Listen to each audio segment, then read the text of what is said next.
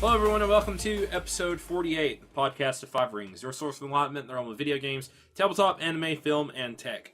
Each episode of Podcast Five Rings releases Monday mornings on iTunes, SoundCloud, and topic by topic, day by day on YouTube, with a full video releasing on Friday. Catch updates about the podcast, or for other news, give us a follow on your social media platform of choice, listed in the description below.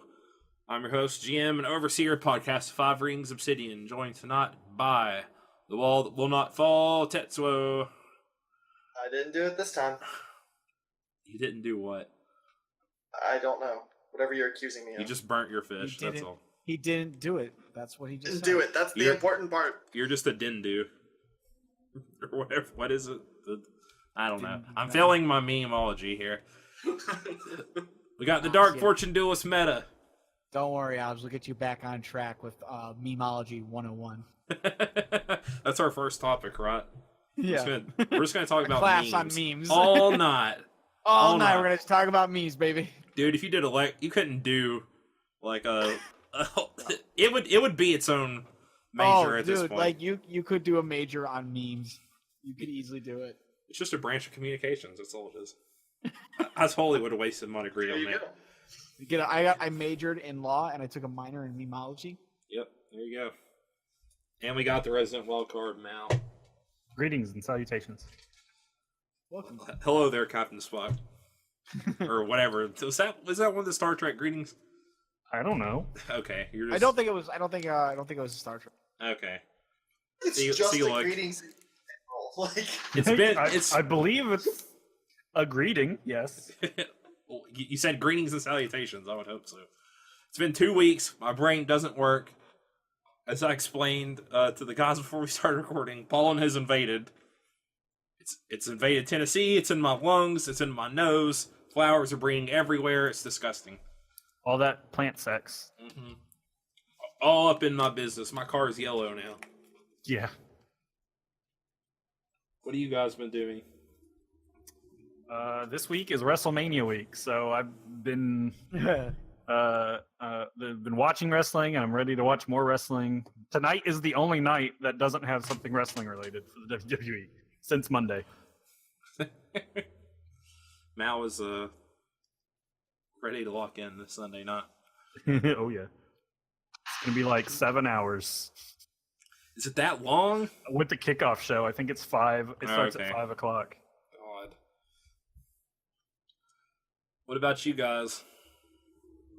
I don't know, man. It's been just a busy work week for me, and then I had to help my mom because she went. I actually had to chauffeur to surgery. Cut out there. What'd you say? I said I had to work as a chauffeur for my mom this week. Oh. You know when you had your car breakdown or your mom's car breakdown? That's what this. Gotcha. I had. It wasn't her fault. No, she just had to get some basic surgery, but they won't let her home. Gotcha. So, that was the start of my week, and been just pretty busy. Tets has just been cooking fish all day. What? just like the last, or not last, but I guess the 30 minutes before we started. We were saying anytime Tet says that he might be late to the podcast, he's always on time. I know. It's which is what he was telling me earlier. Even early. Yeah. Well, sometimes he's even. The fish cooks faster than I expected it to because the fire from the grill jumped into the cast iron skillet, and therefore, when the fire goes on the fish, they cook a little faster. It's just like, I'm okay with this turn of events. This is clearly dangerous, but it's cooking my fish faster. So it was like on and off. It wasn't like it could even necessarily char anything, but it was just funny. Are you gonna sear your fish on the outside and try to contain all the juices on the inside?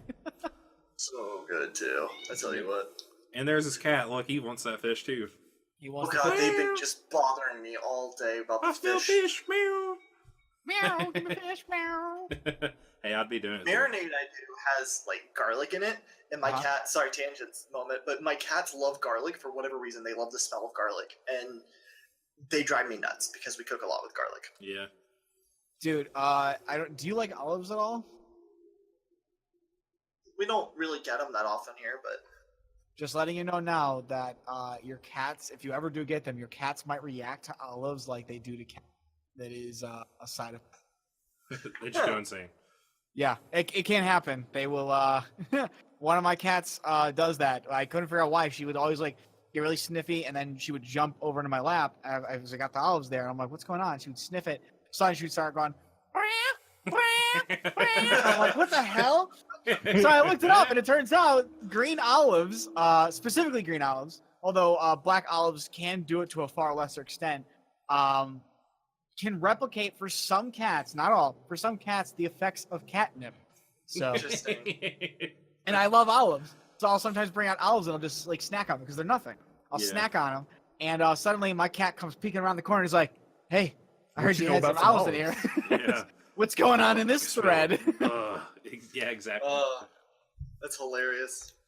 So All right, good let's times. get into topics here. let's not talk about Let's topics. just talk about olives and fish all Yeah, night. Yeah, let's just talk about olives and food. We're changing the podcast format on Podcast has the not changed. fly. It's about kitty cats. Kitty cats and the reactions can't to have food. alliums. Yep. You can't let cats have onions or garlic. That's true. All right, you're leading us off, Meta. So, what's your first cat topic? My first cat topic is currently on Steam and how cats are now utilizing it to play games like the people's Like keyboard cat. keyboard cat. They are learning and adapting to their environment. No, actually, I'm going to be talking about Steam Spy. They just released, I think quite literally yesterday, their information. Steam Spy, for those of you who don't know, essentially is this kind of like bot that tracks information on Steam.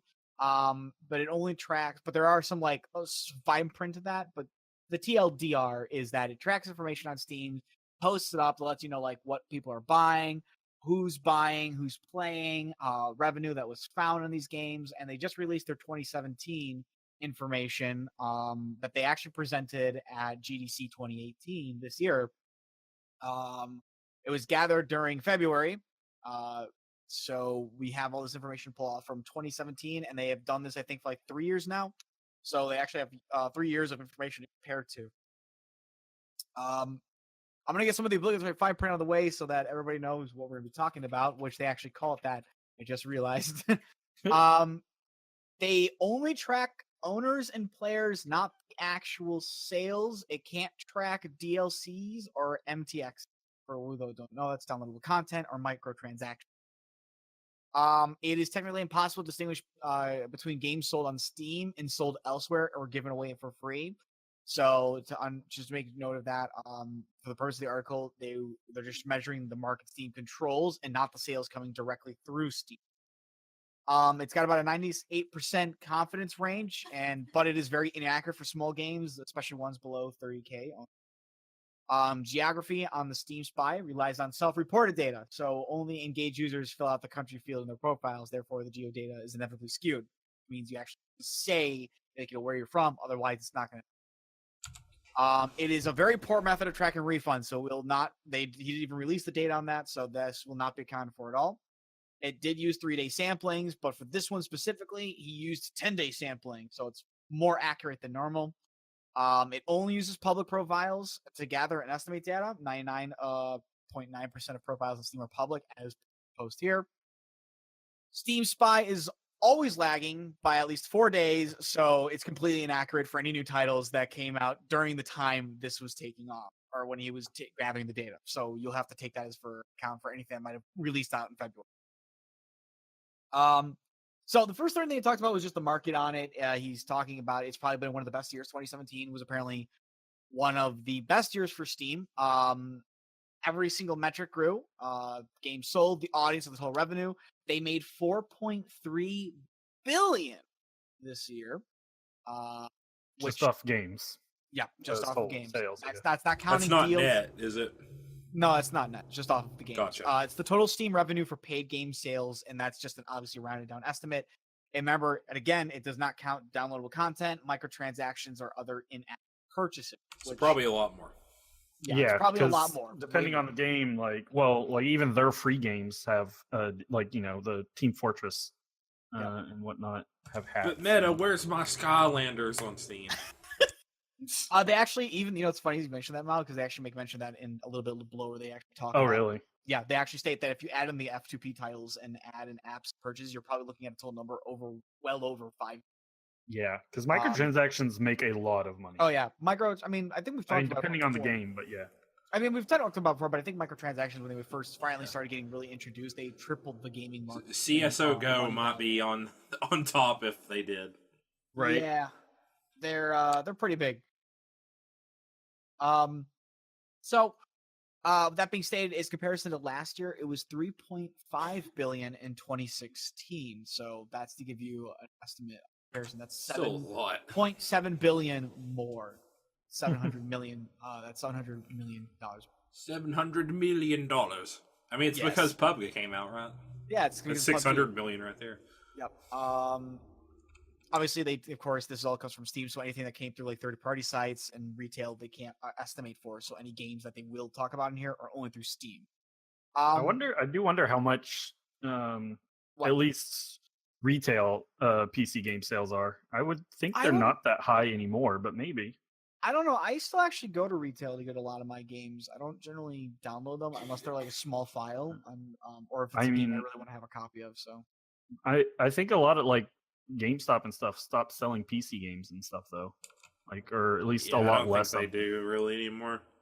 Like, the only big ones they sell are like World of Warcraft and stuff. No, I mean the PC size area just keeps getting smaller and smaller. Well. I was gonna say that's actually where I actually got my copy of Doom from 2016 from GameStop for the PC. So, knowing on the next part, they apparently have increased and they have more players than ever. There are 291 million total players on Steam. That's and just the public profiles. 63 that joined in 2017, which is 22% of the current total. That is definitely a lot of people playing games. Yeah, that also tells you that the individuals, like the age demographic in of itself, is not shrinking either. It's also weird because just the cost of PC parts and stuff to build your own computer has actually been getting slightly more expensive. Yeah, well, maybe that's why. Cryptocurrency is definitely affected graphics stupidly up the price of graphics cards. Yeah, that's the main thing. I mean, if you look at this graph, like 2012 to 2013 is where like it starts just jumping hugely. Yeah. And this year, 16 to 17 is actually like more on par with their older data. Like there's an increase, but it's not like nearly as much as the last. It's nice and steady. 4 years before that. Yeah, from 2012 to 2016, they went from 13,700,000 rounded down to 60,300,000. That's huge in the span of 4 years. Yeah, this year they only went up by like 2 million, 2.5 million or whatever. That's about equivalent to 2010 to 2011 and 2011 to. So, I mean, I guess they're definitely slowing down, at least on the users. There's definitely a slowdown, but I mean, it's still, ironically enough, it's still a huge amount that has jumped a shit ton of money. Yeah. I mean, it's been going. Steam has been out since 2003. It's 2017. This system is. I wonder if this sort of slowdown and whatnot makes them like. Is part of the reason why they decided to get back into games, or if that has anything to do with it. It might be. I know that there has been recently, at least within some of the podcast individuals that I listen to that are within the gaming community, have noted that Steam has kind of gone down in quality in and of itself over the past couple of years. It's hard to argue that more people have joined and say it's gone down in quality, but stuff like Steam Greenlight and Steam Direct had glaring flaws in them, and that allowed a lot of shit to get through that really should have never been on there. And then there's been people who've been trading the cards to actually make profit through like putting a game in there for nothing more than to have the card system on it, so that they could utilize those cards to make money and what. I think we've actually talked about that whenever. Yeah, I think we briefly at one point Fantastic, touched upon yeah. the proliferation of bad Steam games and stuff like that. Yeah, but I mean, but even regardless of all that, the fact that this is the first year it's slowed down, I don't know if that's just finally people catching up with it, or if it's because, as you stated, prices for the graphics cards going up. Although I will admit something on this, I've looked at some of the more recent graphic cards, and I don't think they're that high, at least from what I remember. I don't think they've like skyrocketed, but they have gone up. They've gone up enough that like I know whatever the Nvidia and all of them were like, yeah, we're trying to really work on production levels because wasn't there something it's with hard to like get cards, something with like a shipping thing or something where the stuff they make them with, or this is what my buddy was telling me. I don't a few years ago, and I don't remember what year, but there was an issue where essentially a number of shipping between from overseas and whatnot. There was essentially not an embargo, but there was a strike for the individuals who did all that work, and that caused a lot of issues. Yeah, there's just like less of a supply of them, basically. Yeah, there was definitely a loss of supply for both, I believe, produce and commercial I need a items. new graphics card really bad. I have like a 12-year-old one, and it's still kicking, buddy. It's still hanging in there, and it plays stuff pretty well. Dude, you realize if your graphics card is 12 years old, you realize that it's only 2 years younger than the start and the release of Steam. It's old man. It's an old man. So back in January, Nvidia had to speak up about the GPUs prices and whatnot because their GTX 1060 went from $400 to $800. Yeah, I remember that. That was bullshit. So, yeah. The 1060 should have not jumped up double the price. But yeah, I mean, it's they do make mention that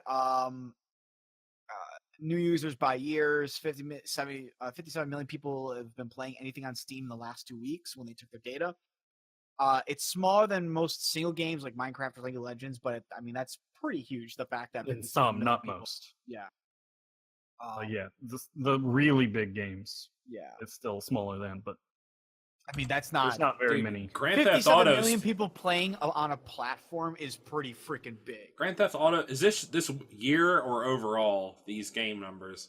I mean we'll get down to sold 3.5 million copies this year. Yes. Holy Grand Theft moly. Auto. Well, that's why it's a big game service are so popular. Yes, that is absolutely why. Because they make you money. That's because all they've done. They haven't done any single player DLC. They keep putting stuff out for Grand Theft Auto Online. And so it keeps making the money. It also helps the fact that you've got platforms like Steam who have great retention. This is actually another thing they point out in the article itself. This is only on Steam, yeah. The retention is amazing. They have 57 million players active in the last 2 weeks, and that's 31% of the active players that joined in 2017. So of the 22, I think, million that joined in or something, or the 22% that went up by, 31% of that, almost 1/3, if not 1/3, you may as well argue, stay on it, continuing to play that for a period of 2 weeks. That's insane. Yeah. It helps that it's the hardware thing, so it doesn't care. But the retention has gone down though in the years. If you look at the chart on Steam Spy, you'll notice that retention by year 2003 at 25. Yeah, it starts to fall around the time where they start getting huge groups of members. Yep. And then when you get around to 2011, 2012, 2013, it keeps going down and down and down. I mean, that's going to happen. You have a lot of people who are going to jump on, but the retention's going to reduce. But you have people. It's still more people. It's still all positive. Yeah, it's all positive. Great. The very fact that they had at certain points in their lifespan up above 20% retention is insane.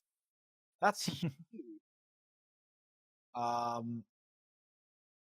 However, this is actually something I found out that was really interesting. I didn't know they were going to do this.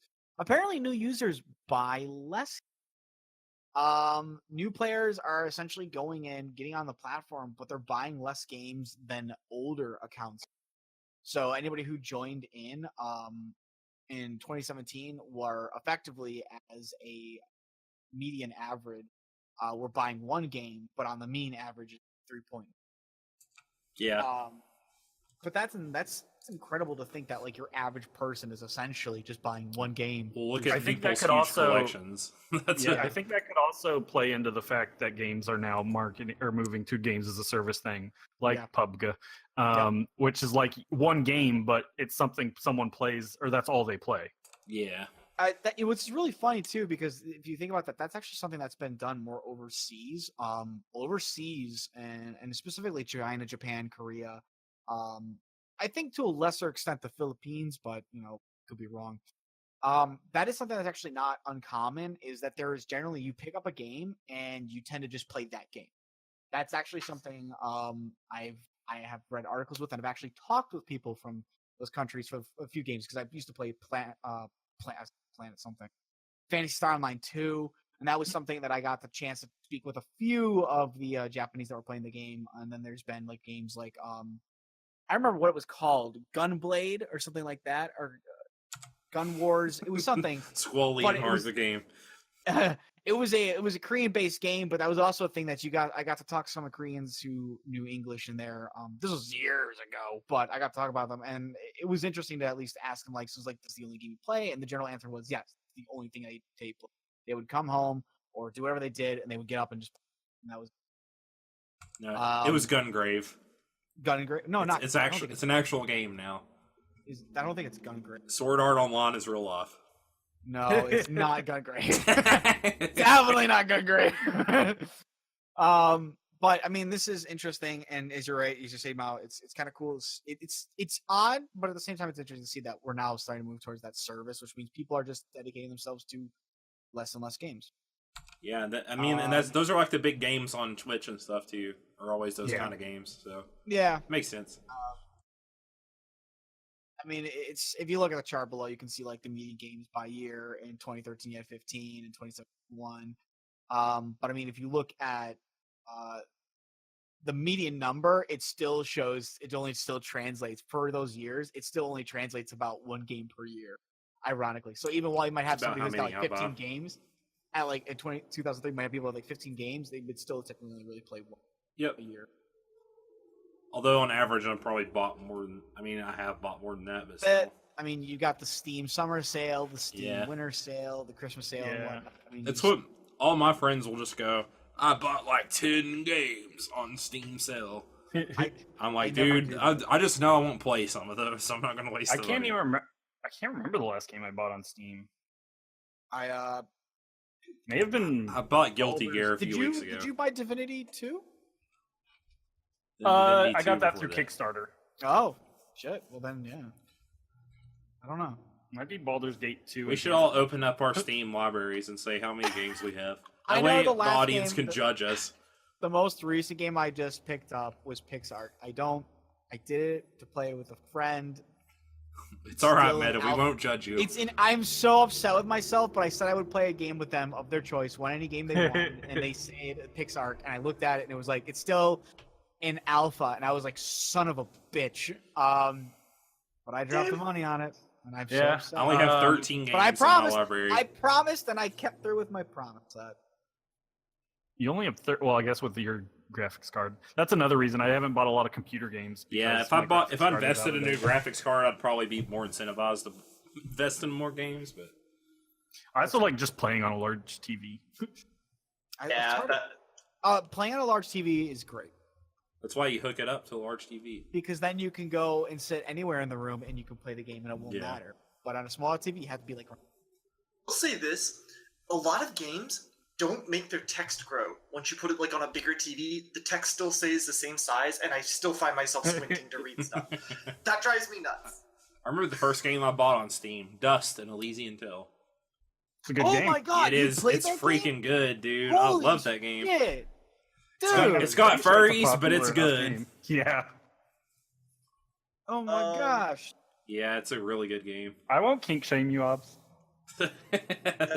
Thank you, Mal. I'm glad you understand. That game looked so interesting. It's really good.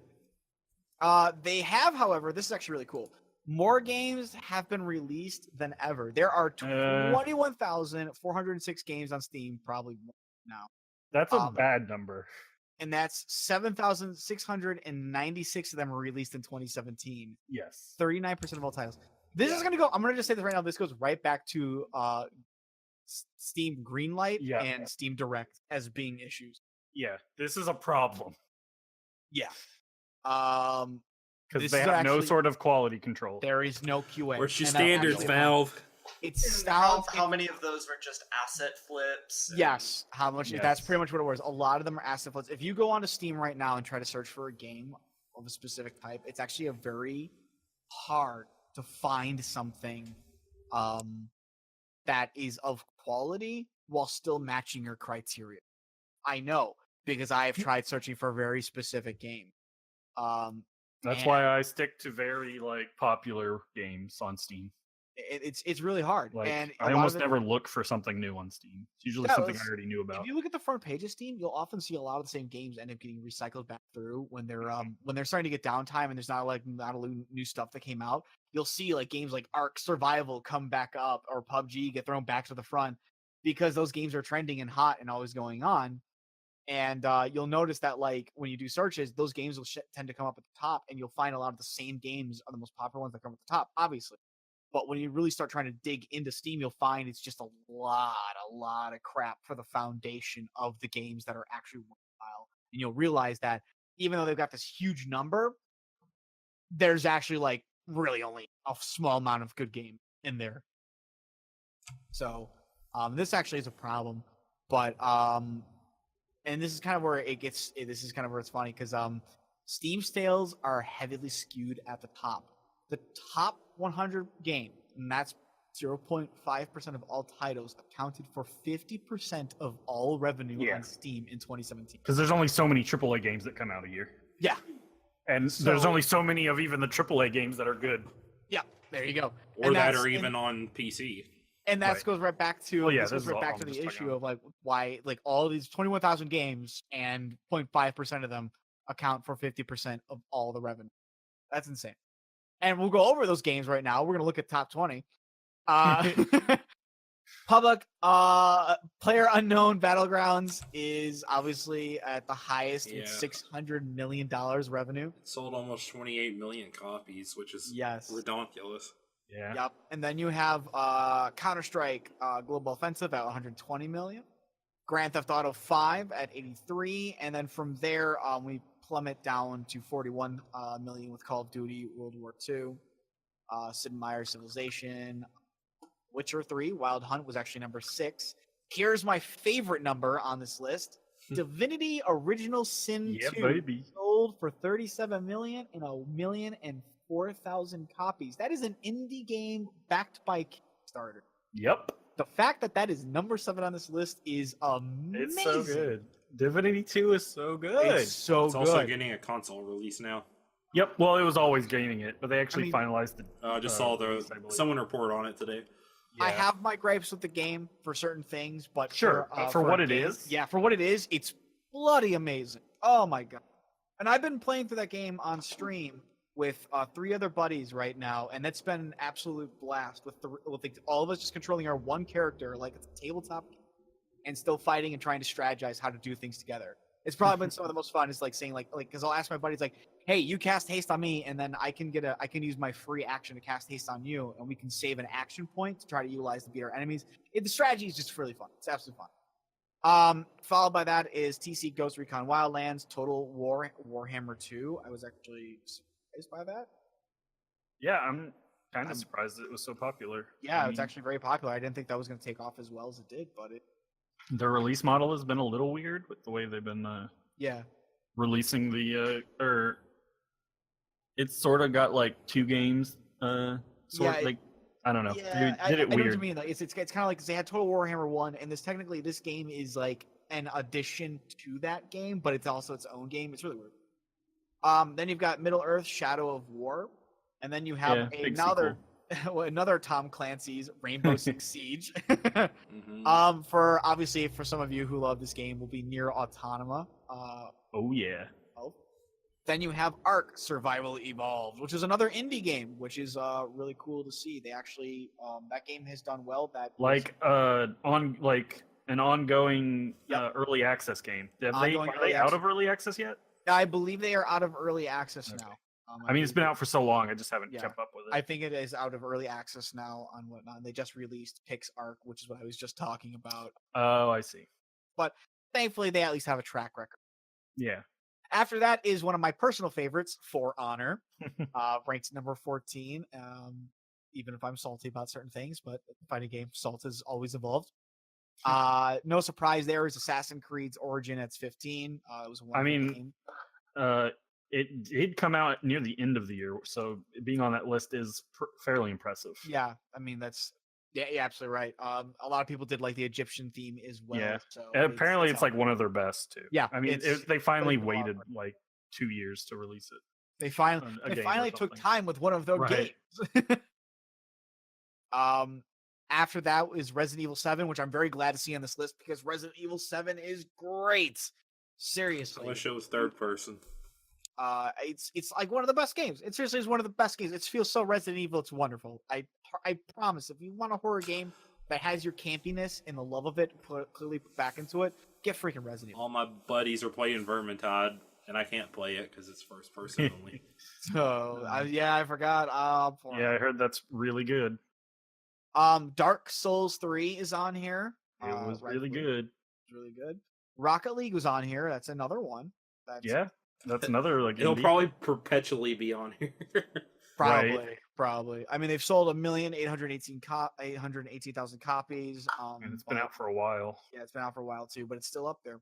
Here's something I'm really surprised by: Football Manager 2018. Our I'm game not. is huge. Yeah, have outside of the US, it's very big.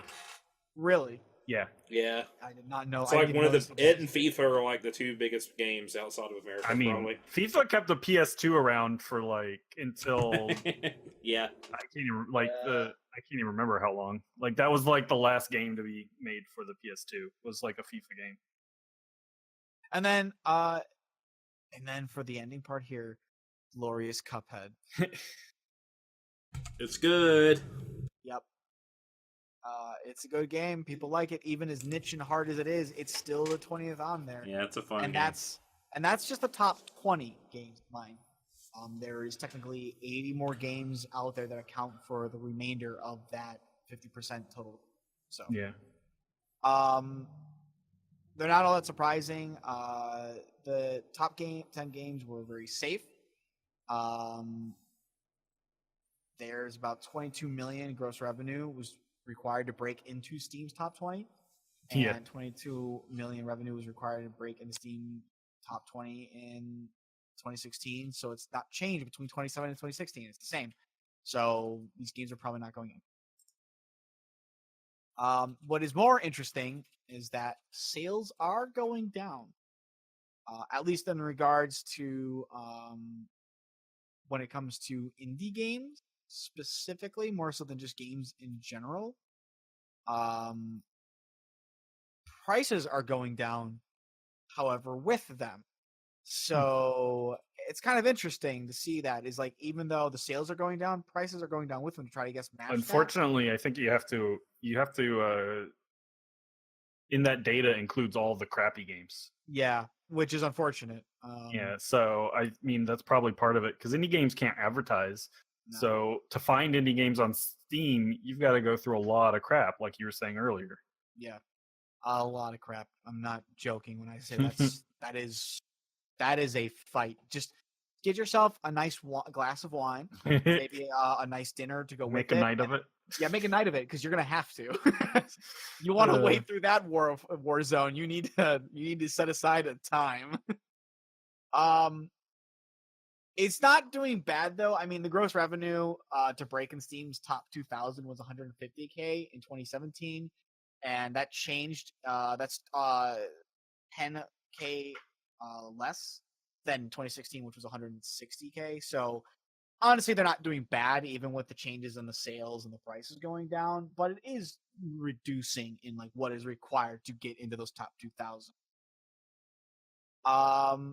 Indie games obviously have gone up, but it can't keep up with growth. If you can see that in the chart on there used to be 2,149 indie games in 2015 and are 13,624 indie games in 2018, and still can't keep up.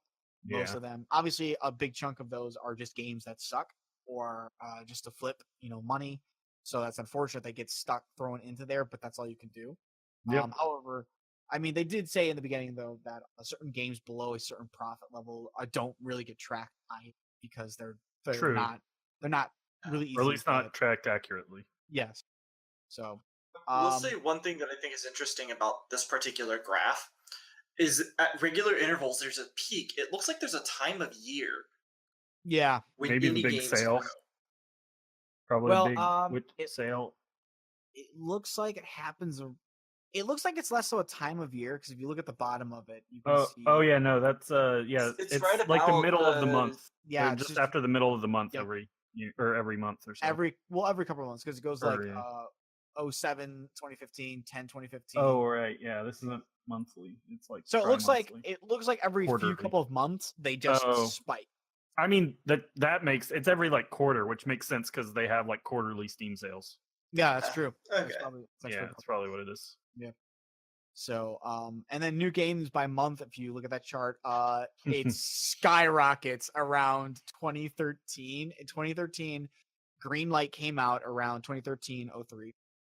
And that it starts to grow.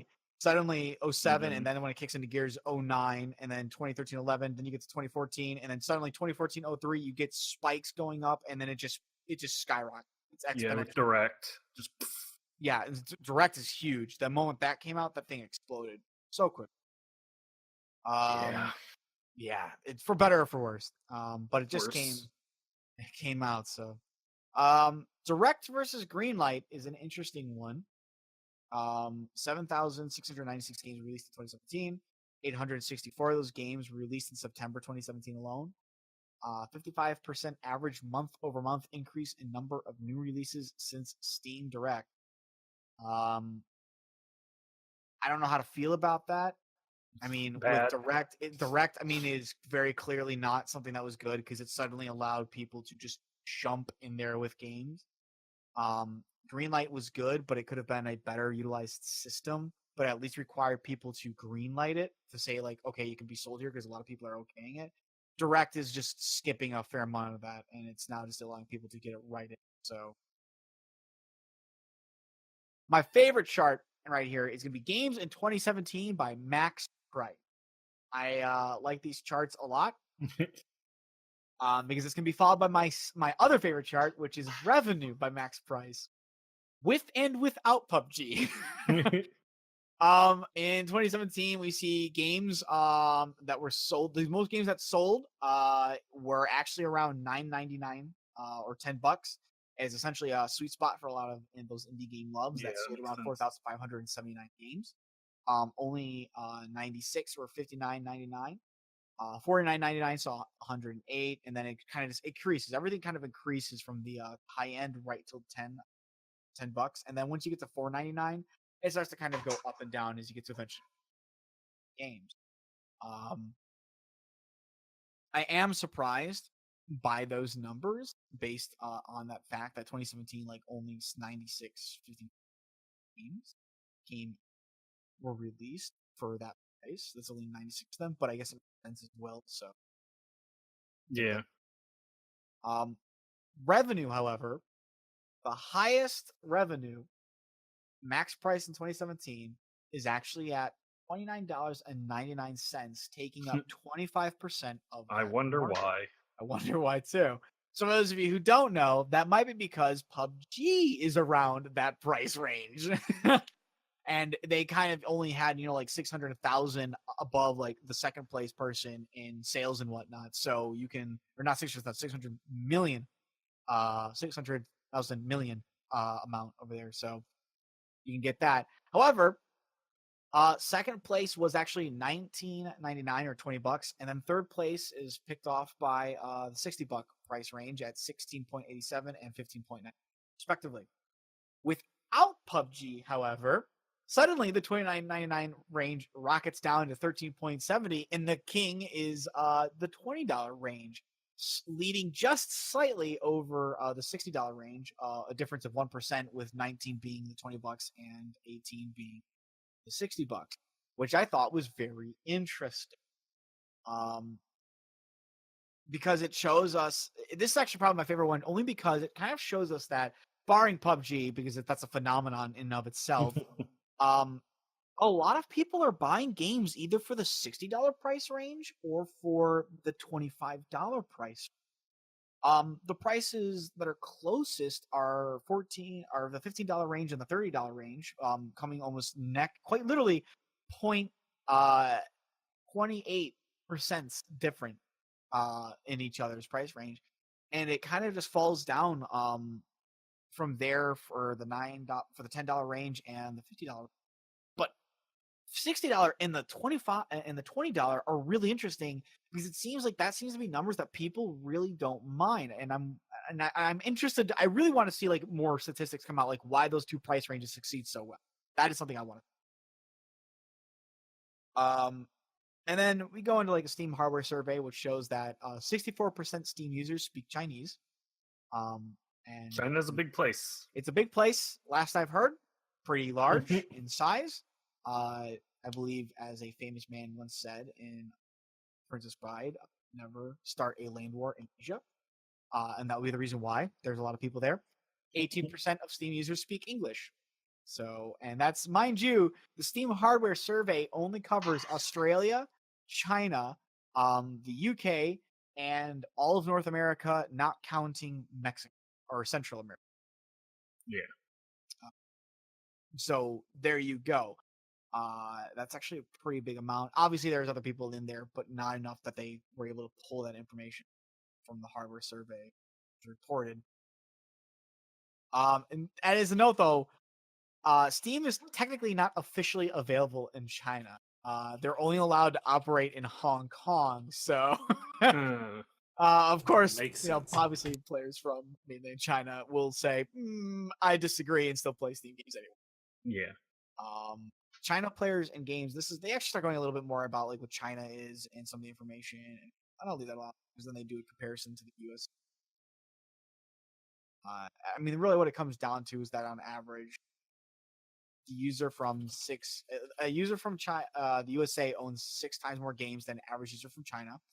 But as a comparison, if you were to look at the PUBG numbers, at least for PUBG, USA has about 7 hours average per week in PUBG, whereas China has about 16 hours average per week in PUBG. They really like the player. The highest indie countries are both by players and spending on indie games, USA, for both categories. However, by player is China for second place, and by spending is Germany. I mean, you can check out the charts for yourself. You really want to see some of these numbers. It's more about just like comparisons of USA.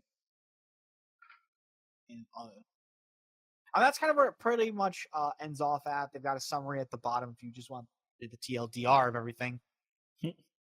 But I thought this was really interesting to see the numbers that have come out for Steam, to see how even though there has been a continuous rise of individuals in it, and there's more people on Steam than ever before, that their sales and their revenue haven't really changed all that much. Even with the changes in the amount of games that have been released, because I mean, again, there's 21,000 on right now, and 39% of them were just released last year. So that's pretty big. Mm-hmm. We also know that's partly because of Steam Direct coming right in and blowing open doors for everybody's throw. It's a fascinating read. Yeah. I don't know. Yeah, I'm interested to see how the trends continue, I guess. We'll just have to wait till the next one's inevitably released. And CSGO and PUBG are still on top. I don't know. There's Fortnite. That's free to play. Oh yeah, Fortnite has been doing exceptionally well ever since the publicity stunt. They have. I mean, it was already on top. It was basically starting to eclipse PUBG before even that. That's true. But yeah, I mean, the fact that it's free to play, I think, also helps a lot. Yeah, it probably does. And it's a more style. I mean, yeah, it's more stylized than PUBG and stuff. But yeah, There's definitely things on it that people like over. I expect that to really just get bigger and bigger. Yep. Maybe somebody else will eventually come along and out them. Oh, I'm sure something else will come along eventually. No king rules forever. Yeah. All right, Mal, what do you got? Well, it's time for Magic's newest set, Dominaria. A return to Dominaria. It's time. Which, yeah, we haven't been. Dominaria is where it all started. It's like the first half of Magic, basically.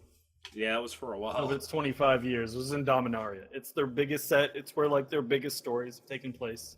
Well, for those of us who don't know what Magic is, could you tell us a little bit more about it? Magic the Gathering is a trading card game produced by Wizards of the Coast. And not you read that off like you had just like a card in front of you waiting for this. No, I just know what Magic is. It was created by blah blah blah blah blah. Richard Garfield created it, and he is back for Dominaria though, which is he really? Very Wow, exciting. cool. Yes, the last real set he worked on was Innistrad. The first Innistrad, right? Innistrad? Yes, the first Innistrad. Okay.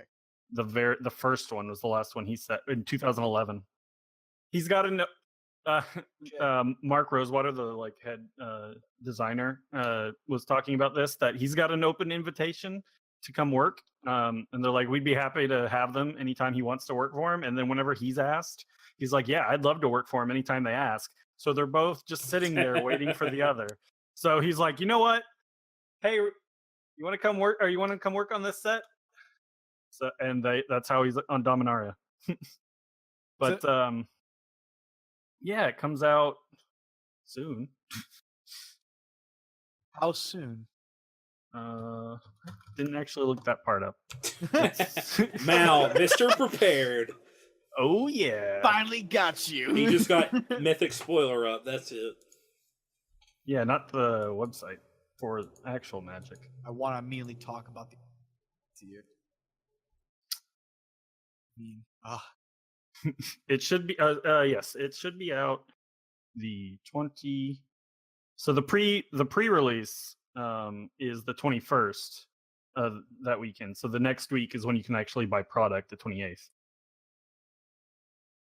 of April. But yeah, they accidentally went to go post the release notes for their Magic 25 edition, and accidentally posted the release notes for Dominaria, spoiling a lot of cards. Which is hilarious. Yes. Because it's normally like a printer who spoils them. Right. Like usually it's like a leak through like a printer or someone somehow steals a bunch of cards. Or like they had the God Book of New Phyrexia get stolen, which had like just everything. But yeah, this one they did themselves. And they're like, yeah, we messed up. So here's, because it was actually on their Chinese site. So like, here's all the English text, so you don't have to do weird translations. We're going to do spoiler season a little differently, but this week they've actually we've got a lot of, last week was one a day, but yeah, we've got a lot this week. And so even the cards we knew about, we're getting the art, and the art is phenomenal. Yes. Yeah, it looks beautiful. Good. Yeah. So Dominaria, the last we saw it was in Time Spiral in 2009-ish. And it went through an apocalypse. Because they didn't want to just because they just did so much in Dominaria, and there's so many continents in Dominaria and whatnot. Like there's just so much going on. They wanted to they're like, hey, we have this whole multiverse. We have our characters are planeswalkers. They're they go throughout to different planes traveling. 2006 was when Time Spiral started. So yeah. They're like, let's show off more planes, and they blew up Dominaria basically. And in doing so, they weakened their planeswalkers because they used to be literal gods. So when they were like, we're finally coming back to Dominaria, what's the theme?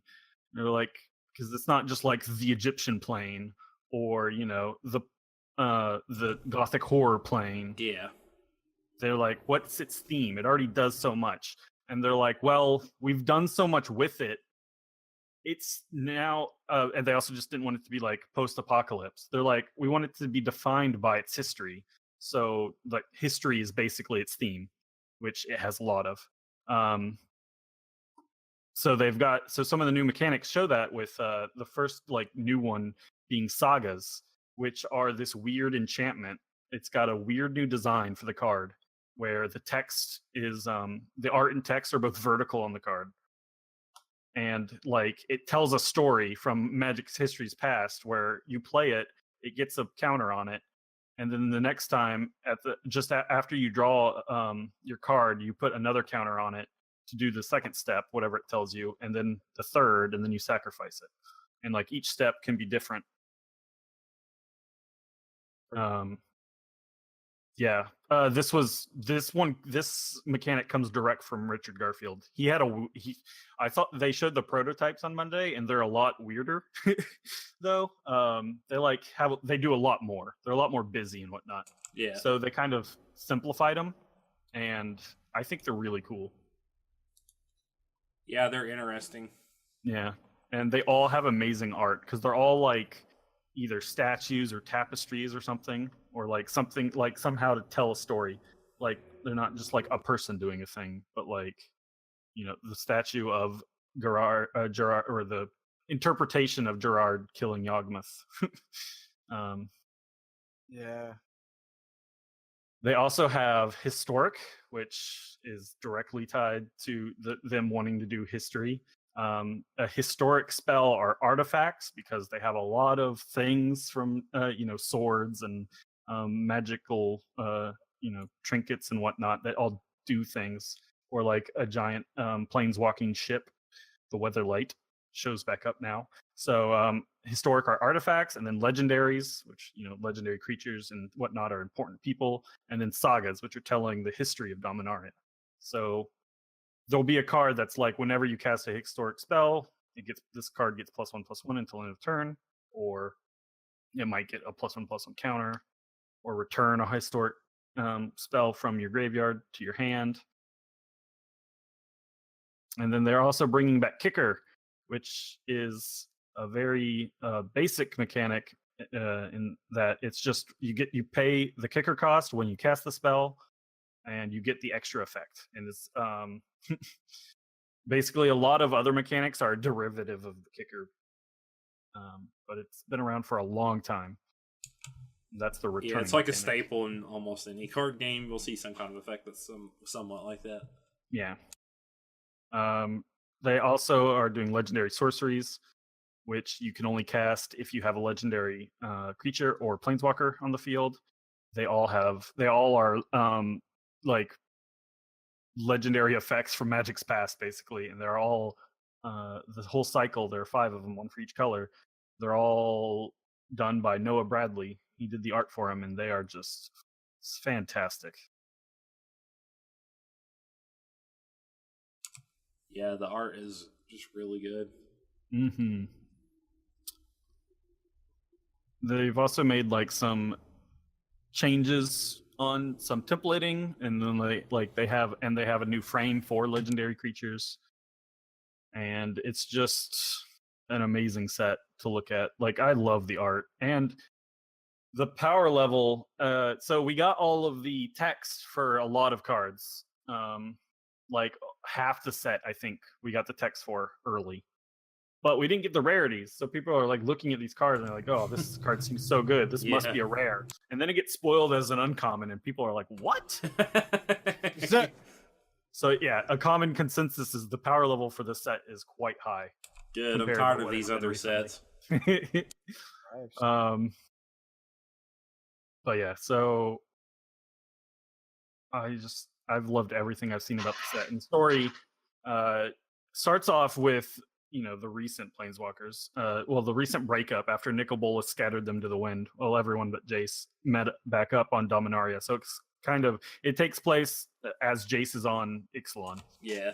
But Nissa pieces out. She's over this crap. And Chandra has to go do a thing. So it's just Gideon and Liliana at the start of the story. She's like dealing with she her wants problems, to, basically. Yeah, she wants to kill her last demon, because she's killed the other 3, and now she just has one more to get control of her soul back. And she expects him to leave, and he's like, "Nah, I'm good. I'll help." There's like cultists here. It's hurting annoying, people. but yeah, it's annoying. Like he doesn't like her, but yeah, he's willing to help, which like put her off or like surprised her. Her brother's like a lich or something. Yeah, you find out her brother's alive because she's been off of Dominaria for like, I mean, she's over 200 years, and so she hasn't been on Dominaria for like 200 years, basically. So that was like the start, and then then it cuts over to Giora, a very important person from the past. She's like 1,200 years old because of time magic, or basically she drank from a fountain of youth, practically. She's reassembling a Weatherlight crew and rebuilding the Weatherlight, and that's just been great. They've got an actual like fantasy author, Martha Wells, to be at the lead the story team and be the head writer. She's writing the first half of the stories, the first 6 of 12. And they've just been great. Yeah, they've been better. Yeah, the characters have been pretty cool. Like we saw some of like relatives from past characters from big names, and then you get to see some newer ones.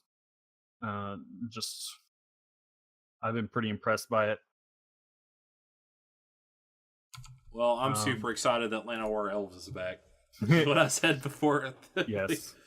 It's deceptively powerful. It's just a 1-mana 1/1 that can tap for a mana.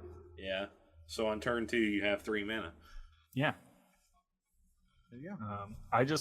There's there's quite a few characters. There's Giora, she's 1,200 years old. There's Teferi, who is a time mage. He's pretty old. And then there's Joda, who's like 4,000 years old, who has been in the story for like 20 years, or like he showed up 20 years ago and is now finally getting a card in this set for the first time, which is kind of ridiculous. Like there's just so many big characters from Magic's past that don't have cards, which is kind of crazy to think about. With like some games, you would just never expect that. But yeah, so I want Liliana, who like made a deal with like 4 demons for immortality, to like just meet these characters who kind of accidentally became immortal. They're like, yeah, we did it this way. Yeah, there's Squee the Goblin, who literally can't die because he was given immortality by Yawgmoth, a very powerful entity, we'll say, as a gift to someone else to torture over and over. But like he's immortal. Like I just want her to meet some of these characters and be like, what? You're immortal for like you didn't like have to, make sell a deal your with soul. the demons. Right, sell your soul. What's your favorite art, Mal? That's a hard question. There's a lot of good ones. I'm liking Urgaros, the empty one. Yeah? It's edgy enough for me. There's some edgy art. Yeah. A lot of the black stuff. Yeah. It's pretty edgy. Because her last demon is Bezalel. I also like Joda.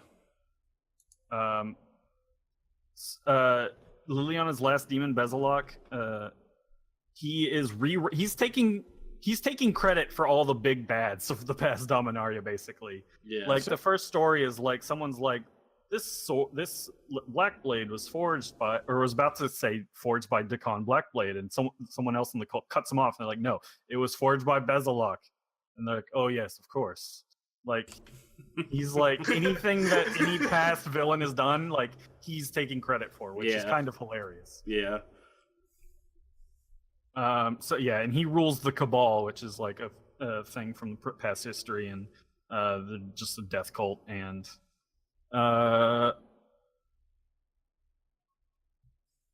I really like all of the Vanillish stuff, which has tons of stained glass in their art. As I've said before, before the recording, it just looks so pretty. Like one of my favorite foils is Gift of Orzhov, which is like angel wings made of stained glass from Return to Ravnica, and the foils are just so pretty when it's stained glass involved. So I'm looking forward to seeing some of that. Sure, people are happy to have their goblins.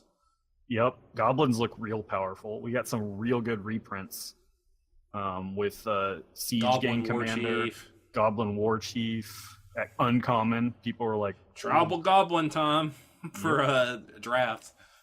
Rada from Time Spiral shows back up. She's now real buff, and I really like her art because they like explained the art direction of it. She's like standing over this dead body that she just killed with this huge sword that is in pristine condition but her hands are just super bloodied. She basically just beat him to death, and the sword is just for decor. Who was that? She had a card from Time Spiral, and now she shows back up. She's nice. an elf. Yeah, That's pretty sweet. But yeah, just anything with stained glass is probably my favorite though. I'm looking forward to the set. Can't wait. Oh, cool. Oath of Teferi becomes a card. Yep. Just like the other Oath. Yeah, he joins the Gatewatch. Nice. That's cool. Yeah. They showed a trailer, and he seems pretty hesitant to do anything. So, like, his character arc is going to be like becoming a hero again. It seems. Gotcha. Still, the Merfolk will still keep going. It looks like too. Yeah, they've got a really good landfall Merfolk. Basically, doesn't have the mechanic landfall, but it's whenever a land comes into play, draw a card, gain a life. Yeah. Yeah. I'm looking forward to it. I'm definitely going to the pre-release. Yeah, I'll probably go too because I didn't play in Ixal any. But these all. I played online, but I'm gonna do this one in person, I think. Oh, okay, that's saying a lot for you. Because you haven't been to an actual physical one in a while, have you? Kaladesh. It's been since Kaladesh. Yeah, okay. I skipped Amonkhet and Ixalan in person. Yeah, I haven't been since second Amonkhet set. Our Devastation. Yep. So. Yep, I'm looking forward to it. Mm-hmm. It looks so good. All right, Tets. It's your turn. What you got? Well, movie came out. The gnome movie, right? With the dancing gnomes, the naked gnomes for the kids. Giant robot gnomes. Oh, okay. Yes. God. You know I was gonna do it. You knew it was coming. I didn't even know that was a movie, to be perfectly honest. I wasn't sure if you were Romeo just and Juliet. Thank you, Mal. Thank you. Yes. Thank you. Legitimately thought you were just pulling something. I saw them. I saw the movie poster the other day driving by the theater. Going to talk about an actually legitimate, awesome movie. Pacific Rim Uprising came out. Pacific Rim 2 weeks ago. Two Fridays ago. I went until the Saturday after it came out.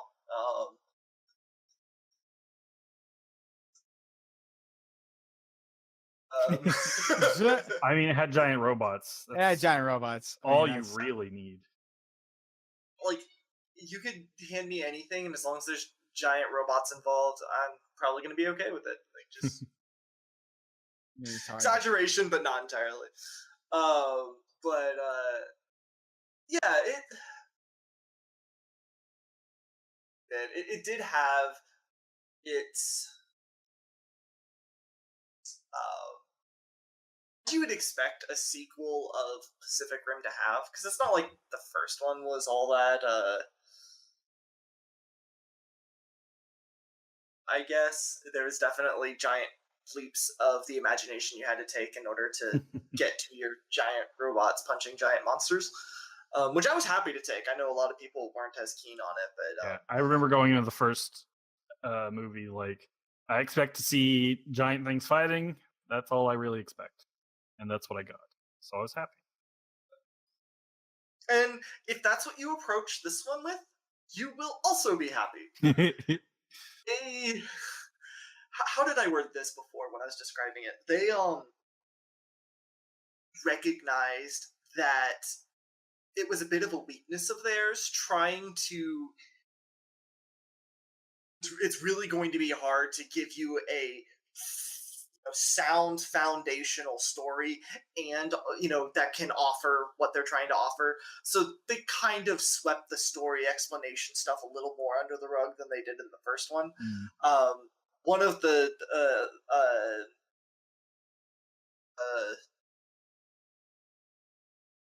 freaking not Gypsy. Yeah, that's it. Not Gypsy Danger. Blah. Anyway, the new Gypsy in this one has a freaking gravitational beam that it can fire at like cars and like the road and stuff, and collects it into a giant mace. So, a bit more crazy not weapons. Entirely going. You can tell from the trailer. But they're also not really going to bother with explaining the science behind it in the same way they did in the first one. They're not as worried about explaining away what's going on, and they're just kind of like, okay, people that are coming to see the sequel to this just want to see giant robots fighting giant monsters. They want Mecha versus Kaiju, the movie. The RPG, the movie. Figure out what we have to do to give them that. And exactly, easy to spot. And if you know that, and again, you walk into this knowing that you're just wanting to see giant robots punching giant monsters, that's fine. That kind of thing bothers no matter how much you try to get past it. You might not want to go see Pacific Rim Uprising. Then again, you might not have wanted to go see the first one, so... I want to see it. I just don't know if I want to go to the theater and see it. Right. I mean, the first one had some... No, I love the first one. Pretty decent characters and whatnot. Like, this is all new characters and stuff, though, right? Yeah, mostly all new characters, and the ones that return aren't... They're... to the plot line, they're not much on screen. They're not it's like cameos. No, I don't even know that I would call it cameos as much as for example, I'm blanking on his name. The main guy from the first one. From Star Wars. Freaking John Boyega. Oh, yeah. Boyega. God, my brain just like shut down there. Boyega's character, he is the son of Idris Elba's character. Yes. Gotcha. And then obviously the connection there is that he's also Mako's adopted brother, I guess, because she was adopted by Pentecost. And so they kind of play off of those two characters being in his life. Is that his co-pilot? No, those bits, but the co-pilot issue, I feel like is better drama than the co-pilot issue that they did in the first movie. There's a lot more invested, I guess, in this one, but Pentecost is dead by the end of the first movie, so he's there in the sense that he drives the story, but he's not really being a cameo. I guess it's just kind of where I was trying to go with that. Raleigh doesn't make an appearance at all. He's mentioned a few times, but you don't see him at all. So the characters are there, but only enough to make you believe that this is a continuation. This is a shared universe, as opposed to even full-on cameo. If that makes sense. Yeah. Totally. Yeah. I love it because, I mean, it's me, but... What was that? Go on, Teds. I loved it because it was me, but... Yeah. I mean, it's got a lower score than the original. Like, as much as when I first saw it, I was like, no, it's not a 6, but it kind of really is. The original is a 6.9. Hey, man, I like schlocky movies, too. It's fun. And that's the thing too. You really kind of have, again, as long as you're approaching it with that mind, like it's not something that you would ever think is going to be winning any type of awards anytime soon, unless the award is movie with the most badass robot. Then, it's like watching an AMV. You know what you're getting into. Yeah, exactly. That being said, how do they explain the Kaiju coming back? Go with this. I think they did an amazing job. It's something that I didn't see coming, but is totally believable, and to me didn't feel shoehorned in at all. At first, it starts to feel that way until the movie keeps going and you realize how many layers deep this plot to bring the kaiju back was. So it was someone trying to bring them back. Yeah, I'll go ahead and answer that bit, but I'm not. Just leave it there. Yeah, it's like one of those things. Like it's been out a while. It's not, but it's not the kaiju getting back themselves, basically. He's like, me. Yes and no. That's the thing. Like, it's legitimately yes and no. So hard to answer that. He gives them the means for the kaiju to bring themselves back. So you remember I forget what they call them now, the precursors or whatever, the people that were like building the or the entities that were building the kaiju? Not really. The first movie, like when they go through the breach and they detonate Gypsy Danger and everything, it was revealed that there was like these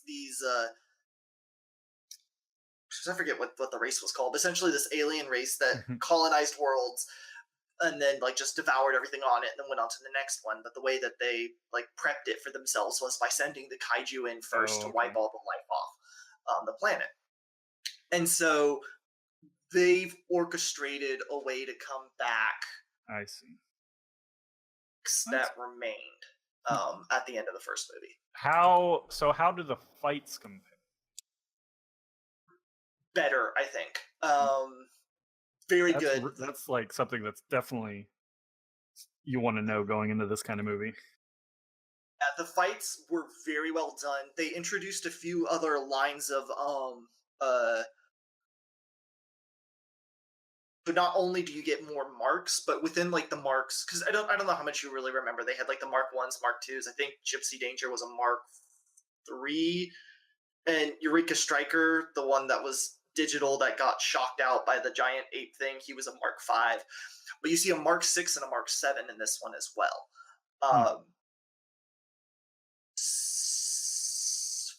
5 different frames you see. More variants in the mechs? Yeah, there's more. Yeah, and so that's cool.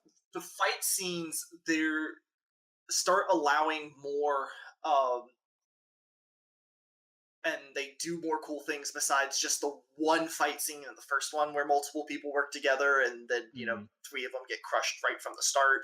And it was very it was great for tension, but it was kind of a letdown for that. You wanted that fight. This definitely delivers. One of them, Athena Phoenix, I say she because the mech is designed like a she. It's very fast, very agile, dual wield katanas, and there's definitely a scene where she's parkouring off of buildings to like do flippy, kicky, slicey thingies to the kaiju. So I mean, like full on ninja robot. So the ridiculousness kind of ramps up, but again, it's kind of along those lines of we're just going to give you guys even sweeter fights because that's why you're here. Let's be honest. I will say one of the things that they focus on are cadets being trained. So to a degree, it also starts being like Pacific Rim High School Edition in some of the non-mech scenes.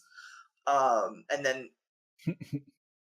it comes into play, and the actual piloting of them is that kids are bickering over things that kids bicker over, as opposed to more adult reasons why two people wouldn't necessarily be drift compatible. But it was fun. Like that wasn't necessarily a problem. It was just a different feel for it. And I think it was, again, kind of that concession that they recognize in their audience and being more willing to cater to that particular demographic. I think that they did a good job doing that. I don't think it was shoehorned in or anything. I didn't think it was necessarily unnecessary or anything like that.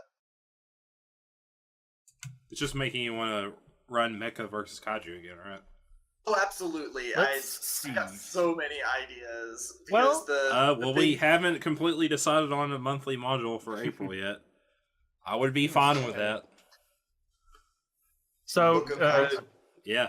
I guess good news for I don't know. Its budget was 150 million to 176 million. I guess it's not 100% locked in, but its box office so far is 233 million. So it's a movie that would do very well overseas. Yeah, I'm sure. So it's made over its budget, which is always a good sign for even possibility. We'll probably get a third one. Yeah, if it keeps just doing better and better. Because I know in the original one, like, they had so much material that they didn't use. Now this one was, it wasn't directed by Del Toro. It was, he was just he's too busy directing The Shape of Water or whatever.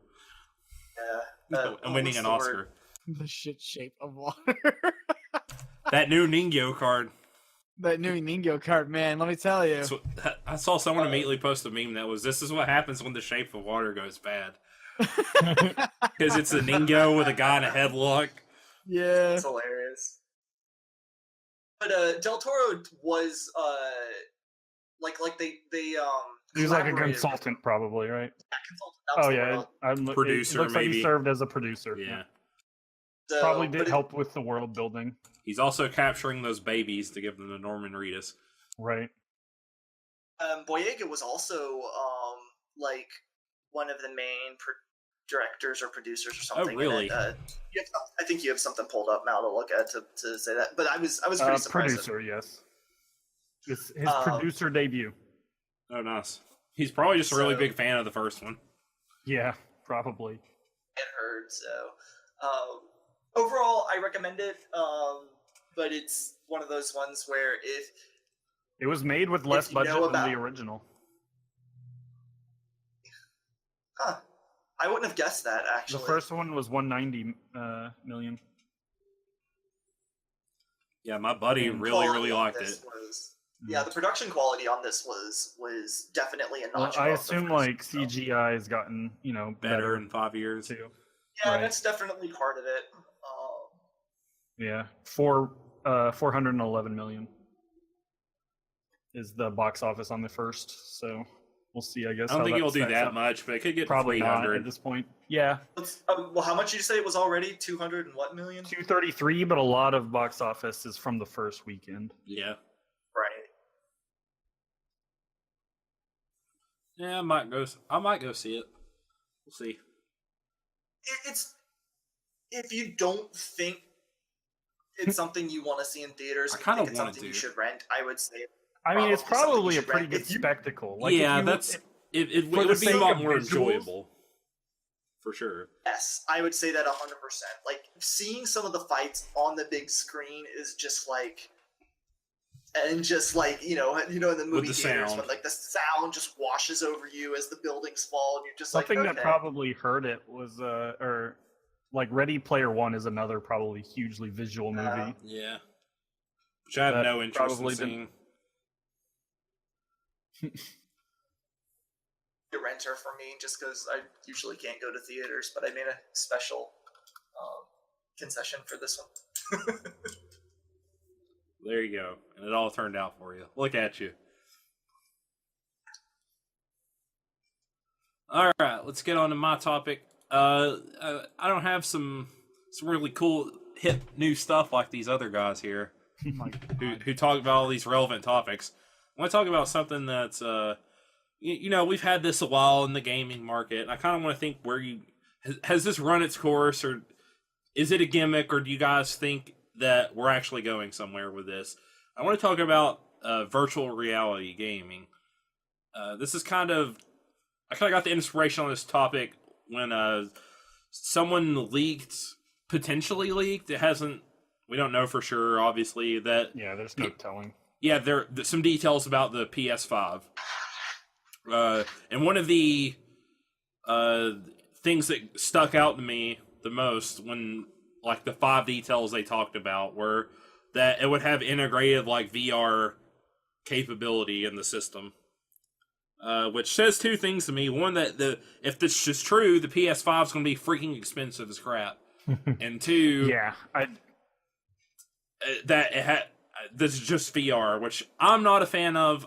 Obviously, that alone, I think, means that is not that rumor or whatever is false. I would hope so, but it wouldn't surprise me, Mel. It wouldn't surprise me. PSVR already is like almost as much as a console, and Yeah. like they made PS4 on like PS4 came about and they were like, you know, the marketing and all that was, or like when they announced it at D3, they were like all in on it being a gaming console without like extras, because like, you know, the Xbox had all the media stuff and the Kinect.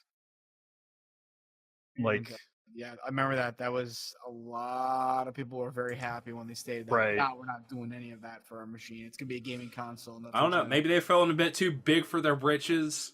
I mean, stomping down on Microsoft. The other part is that tracks like they swap every like Gen 2 was PS2, and then Gen 3 was Xbox 360, and now Gen 4 is kind of PlayStation 4 is more on top, I guess. Yeah. So I think it is a much smaller divide, and like the you know, like people don't, the console wars aren't really a thing anymore. But so there's a chance that happens again, but I would hope they've learned their lesson from the PlayStation 3.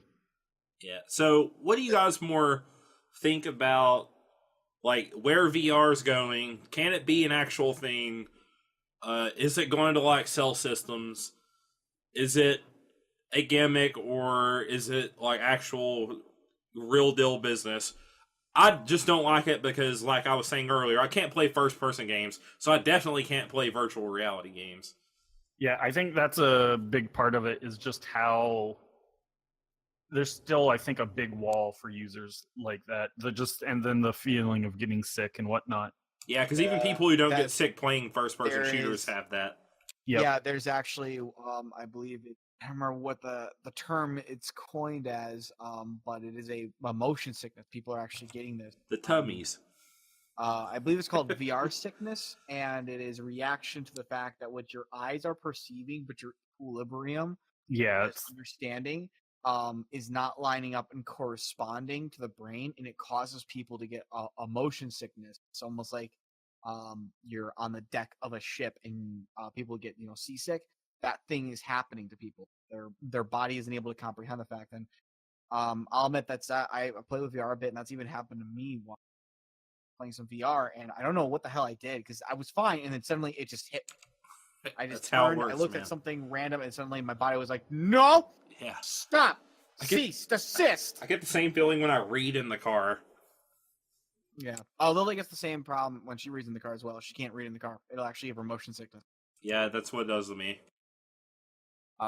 So this is a big problem. As for just in general, I don't know, man. This feels kind of gimmicky. They tried pushing this like 10, 20 years ago in the late 90s. Remember the Virtual Boy? Yeah, the Virtual Boy, which was a travesty in and of itself. It wasn't really VR, but still. But I mean, it was an attempt. I mean, VR has always been a big thing. We've always wanted like the cool, full-on immersion into a game world. I mean, even anime and books have now started to really. Everyone wants Ready Player One's type of setup. Yeah, and that's really the thing, and it's cool. And there's no reason why it wouldn't be, because it would be badass. But we're not there yet. We're not even close to there yet.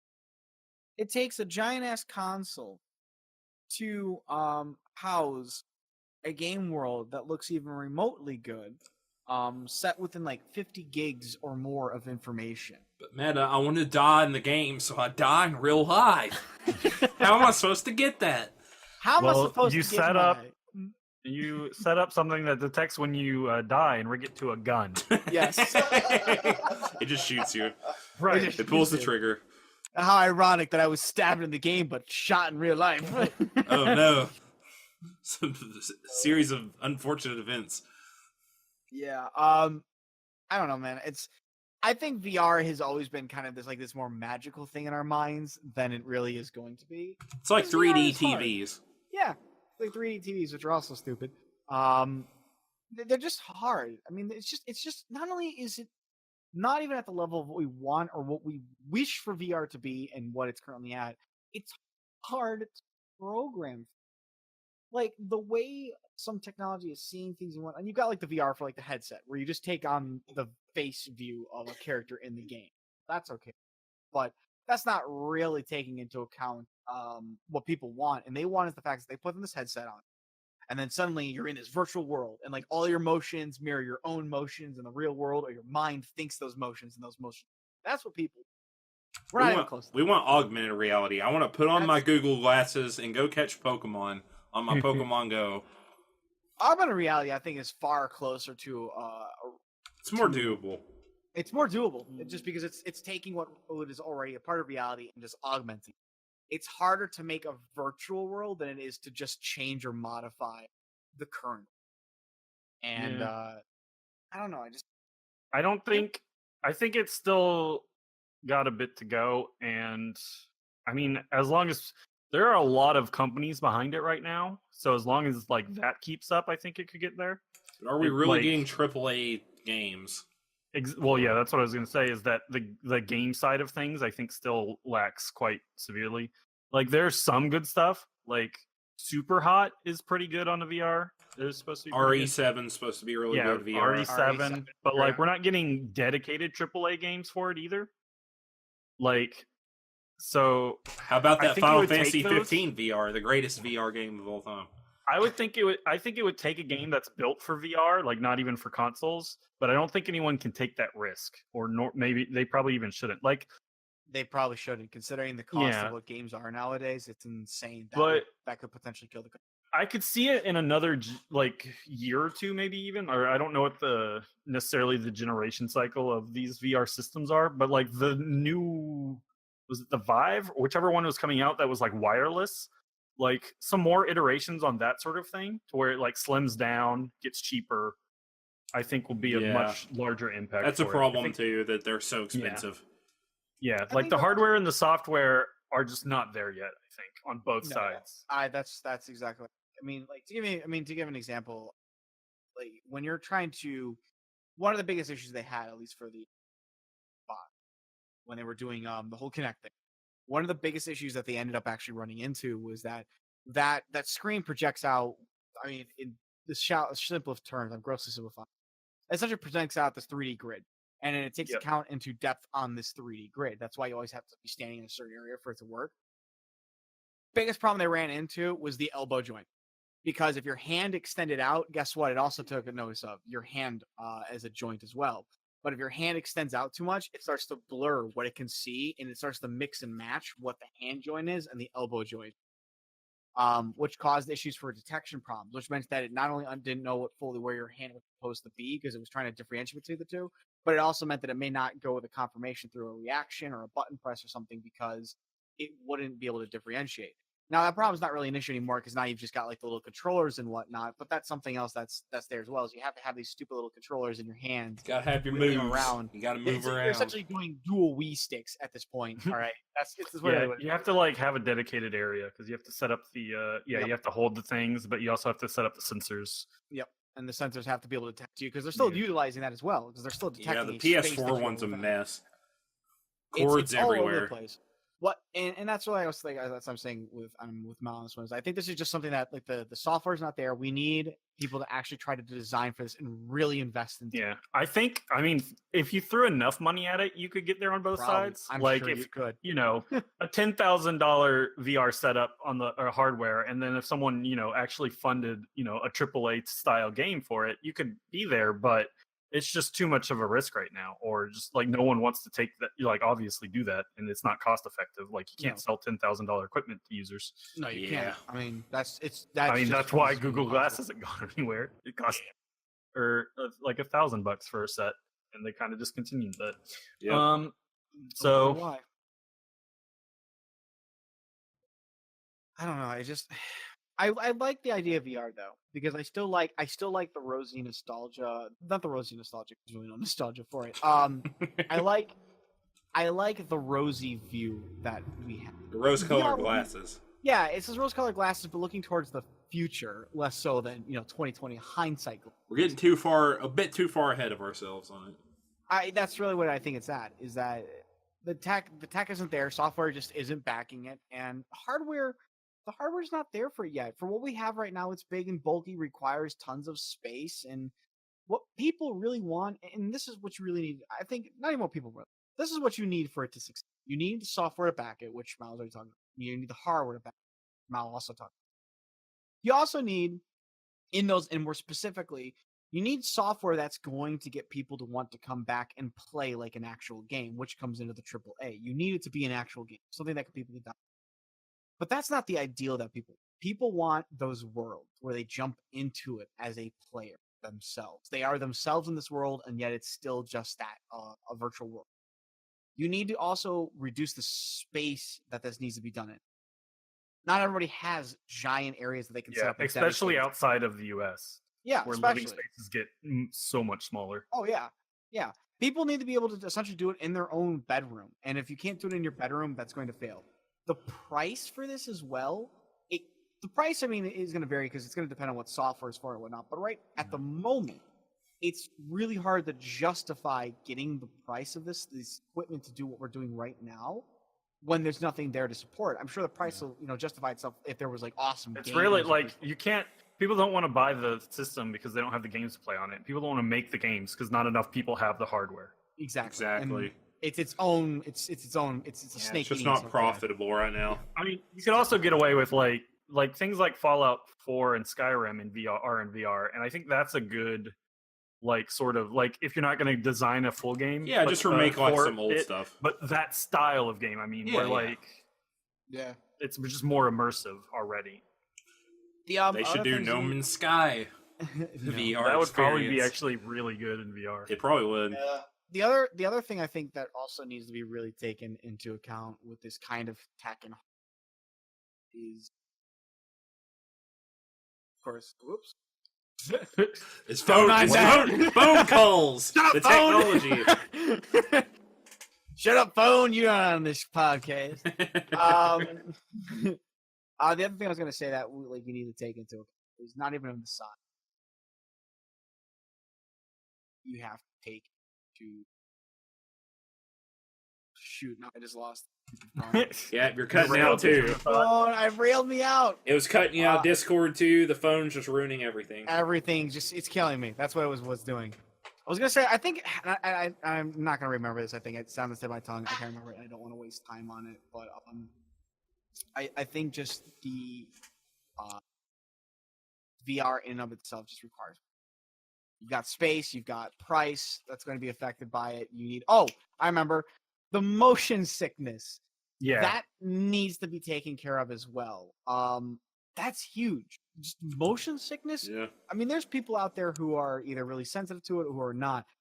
It doesn't seem to really care. Eventually, there's just a point where you end up playing the game for 30, 40 minutes and you have to take it off and just go lay down because you feel so nauseous. That's regardless of how much money you put into the hardware or how much money you put into the software. If people have to stop playing after 30 minutes, to go lay down for 10 minutes and not do anything, that's an investment of an hour's time that you're just going to have to set aside knowing that you're going in this game to play it for 30 and then you're going to have to stop. Otherwise, you might throw up.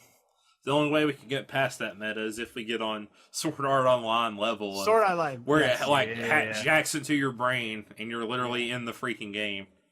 Yeah, I agree, and that's exactly what we should do. Just we're way off from that. Skip virtual reality, go right to the brain. Just dump my mind into a world. It just scans your brain. You're like in a coma for like a year.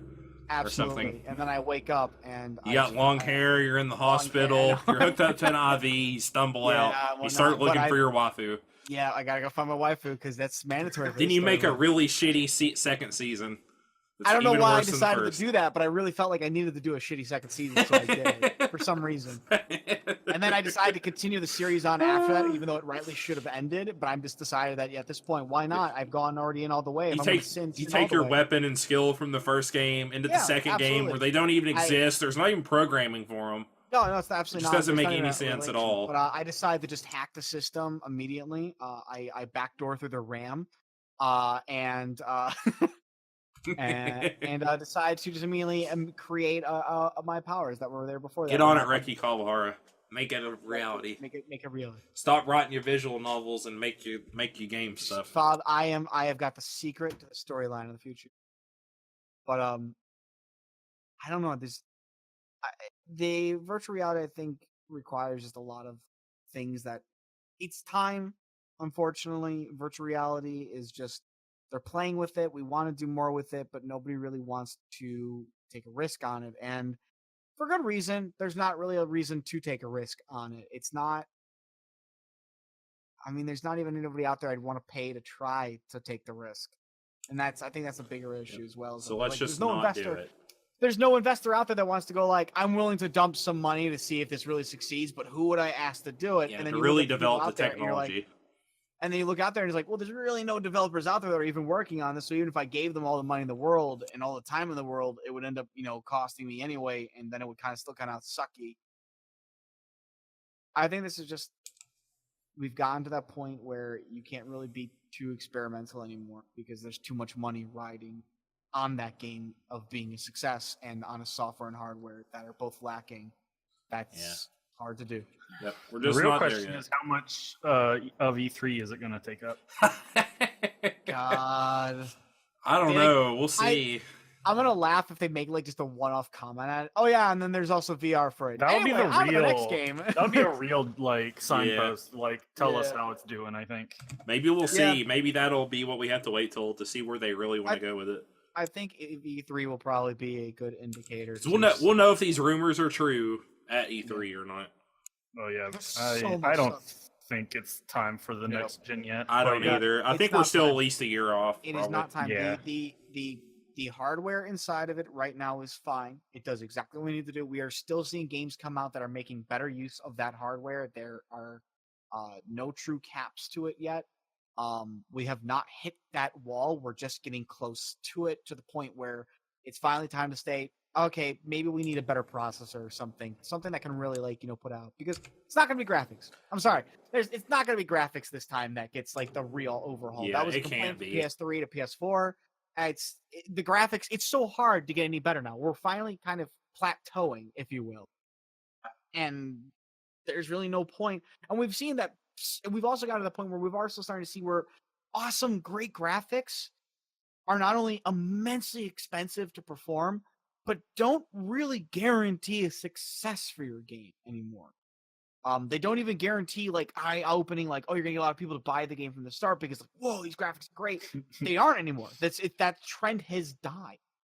How many games out there, people the Fortnite? It's not exactly the most realistic, and how many people or play even- it. No, Even- it's look like at early PUBG's PS3 graphics. Look at PUBG's graphics. Yeah, it's not PUBG's great is either. They're like horrible. PS3 graphics also. And yet they're succeeding. Yep, And because there's they have just a a good point- model and a good gameplay.